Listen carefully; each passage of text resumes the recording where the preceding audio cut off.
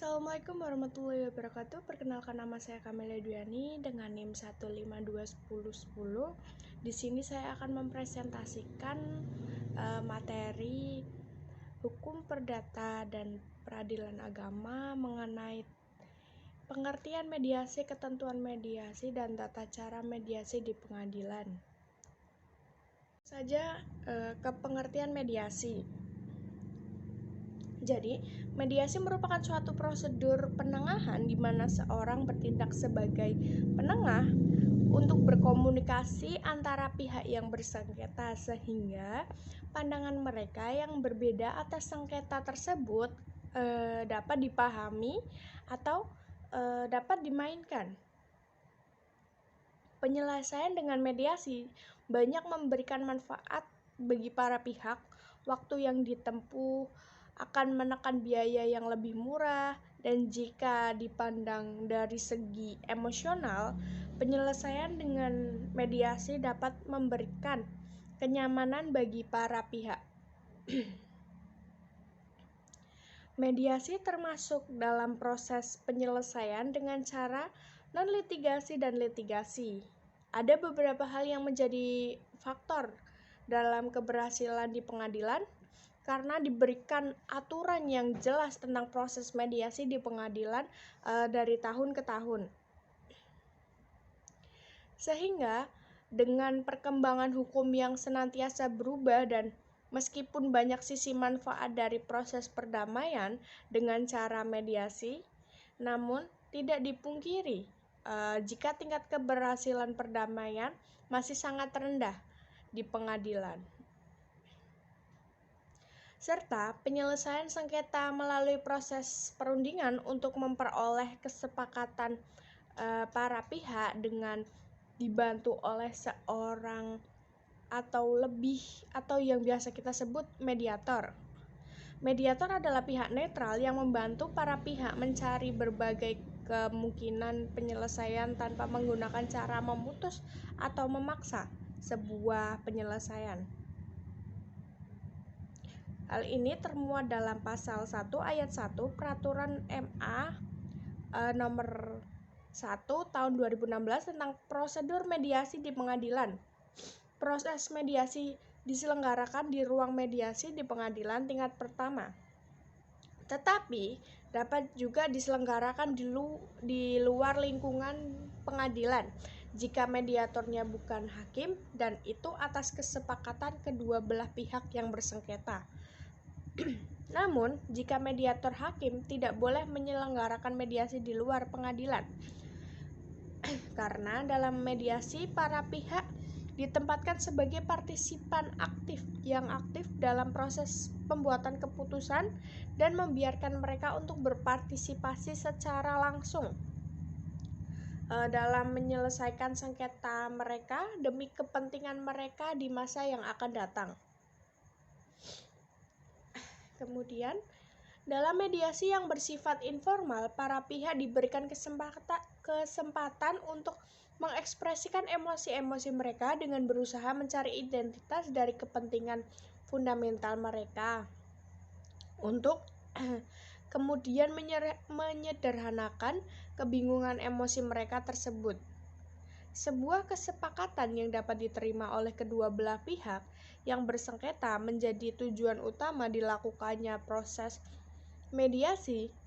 Tujuan tersebut tidak lain adalah agar para pihak mampu menghentikan kekeosan emosi yang ditimbulkan oleh suatu sengketa yang mungkin dapat berlanjut menjadi suatu hal yang berdampak negatif bagi kehidupan mereka di masa yang akan datang. Seperti halnya jika mereka menyerahkan penyelesaian sengketa mereka pada jalur litigasi, tujuan daripada seorang mediator tidak hanya sekedar membantu para pihak untuk penyelesaian sengketa mereka, tetapi lebih dari itu dengan mengidentifikasi kepentingan para pihak dengan berorientasi pada masa yang akan datang.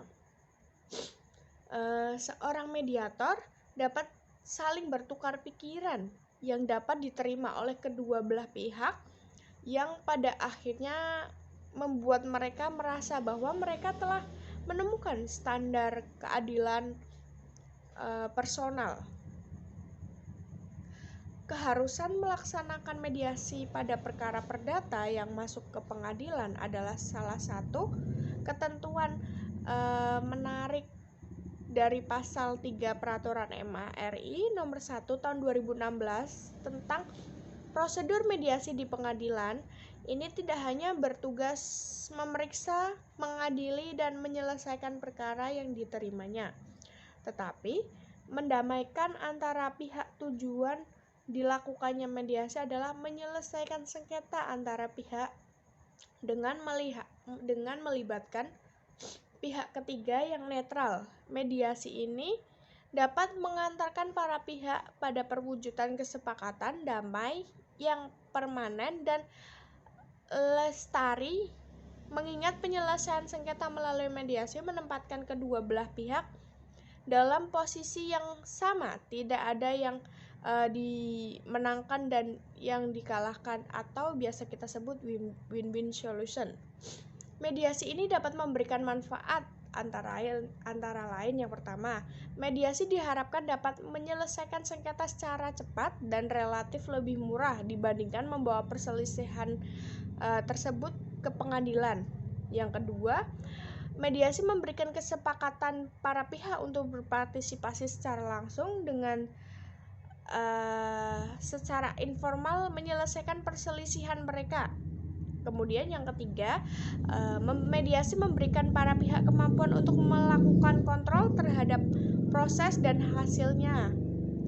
Mediasi mampu menghilangkan konflik yang hampir selalu mengiringi setiap putusan yang bersifat memaksa. Baik, selanjutnya yaitu materi kedua tentang ketentuan mediasi. Ketentuan mediasi untuk menyempurnakan pengaturan mengenai mediasi di pengadilan.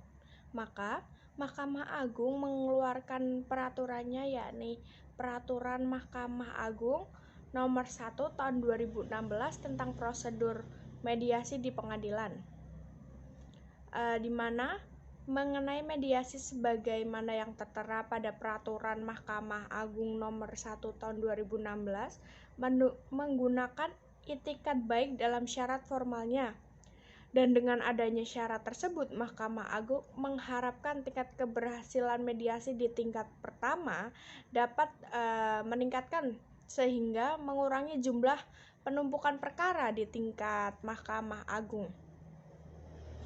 Itikat baik sebagai kewajiban bagi para pihak dalam Peraturan Mahkamah Agung nomor 1 tahun 2016 dijelaskan pada pasal 7 ayat 1 yang berbunyi, para pihak dan atau kuasa hukumnya wajib menempuh mediasi dengan itikat baik.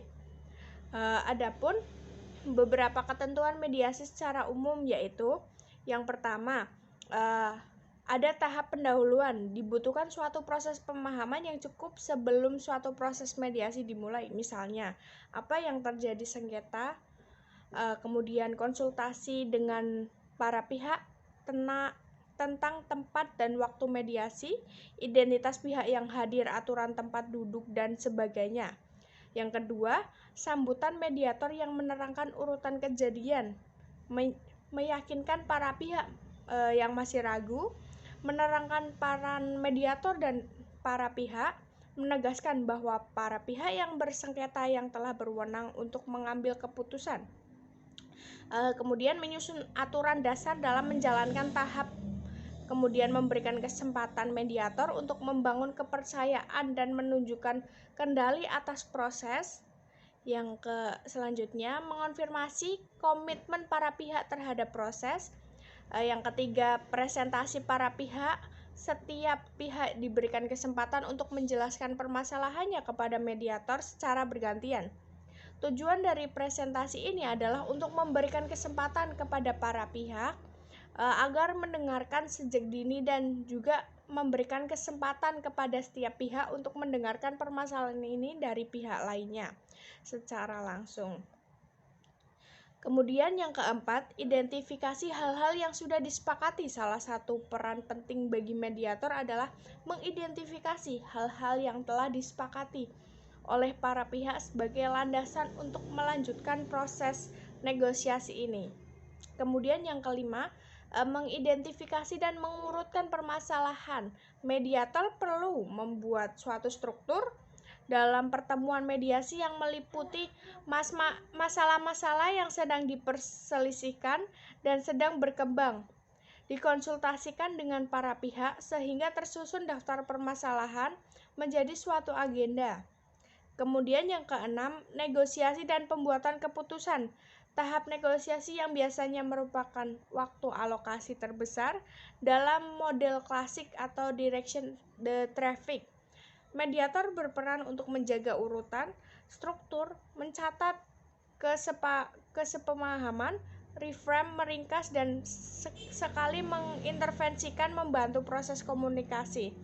Pada model yang lain, briefing the boss, mediator mengatur arah pembicaraan, kemudian terlibat dengan mengajukan pertanyaan kepada para pihak dan wakilnya.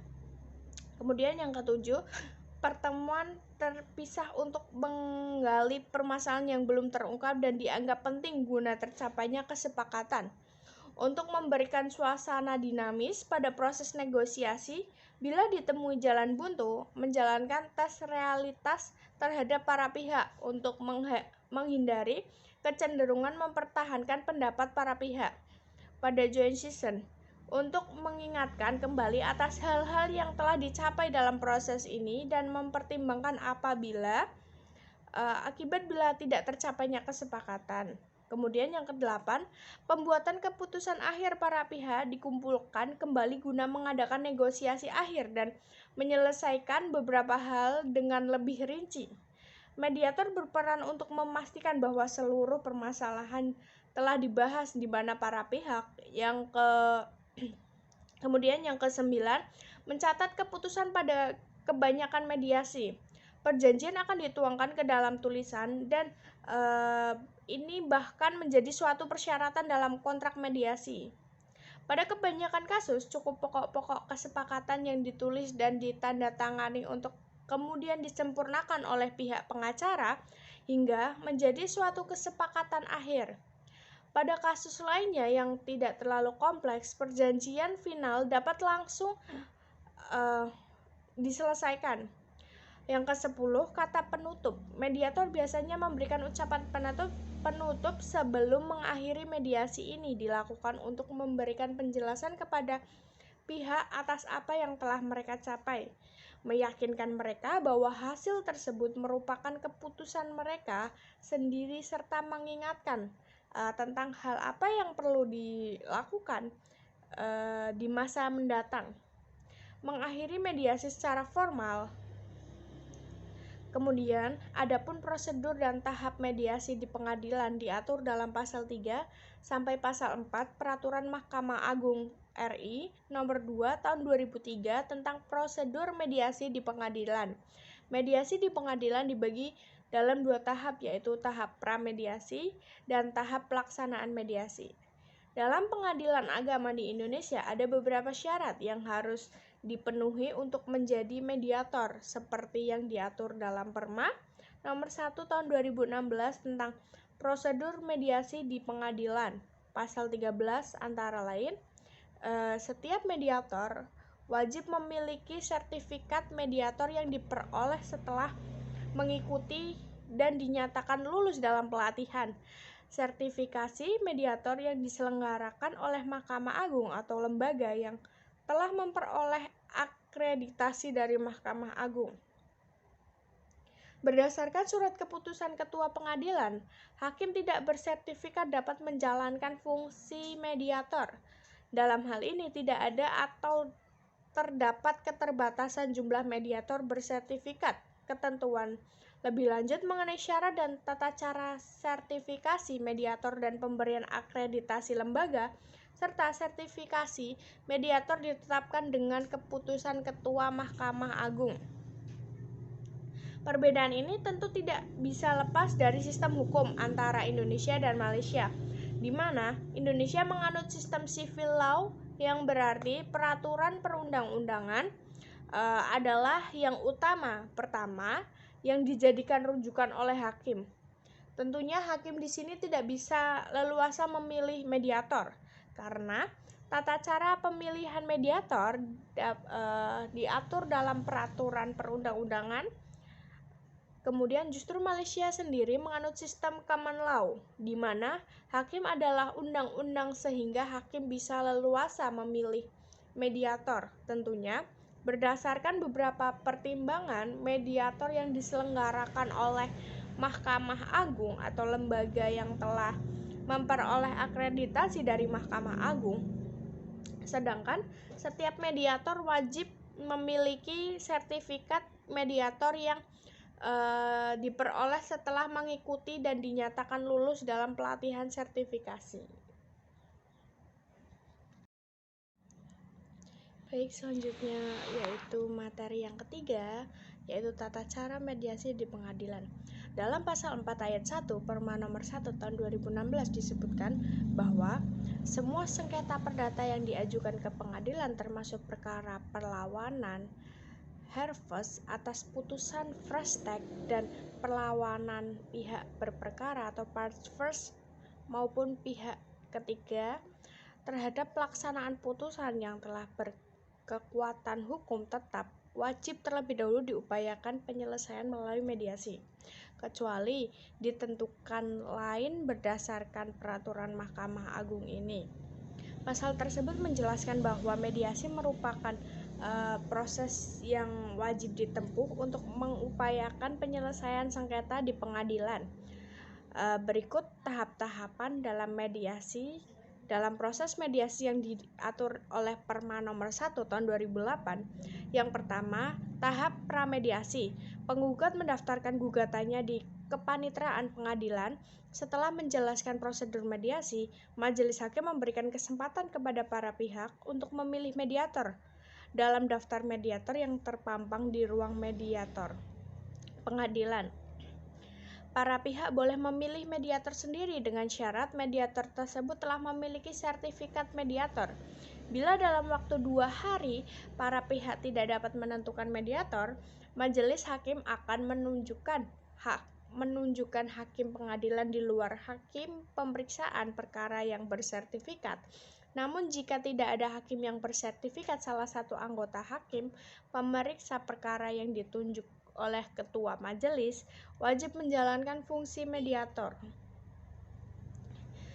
Hakim pemeriksa perkara memberikan waktu selama 40 hari kerja kepada para pihak untuk menempuh proses mediasi. Jika yang diperlukan waktu mediasi dapat diperpanjang untuk waktu 14 hari kerja tertera dalam pasal 13 ayat 3 dan 4. Yang kedua, pembentukan forum dalam waktu 5 hari setelah para pihak menunjukkan mediator yang disepakati, atau setelah para pihak gagal memilih mediator, para pihak dapat menyerahkan resum perkara kepada mediator yang ditunjuk oleh majelis hakim.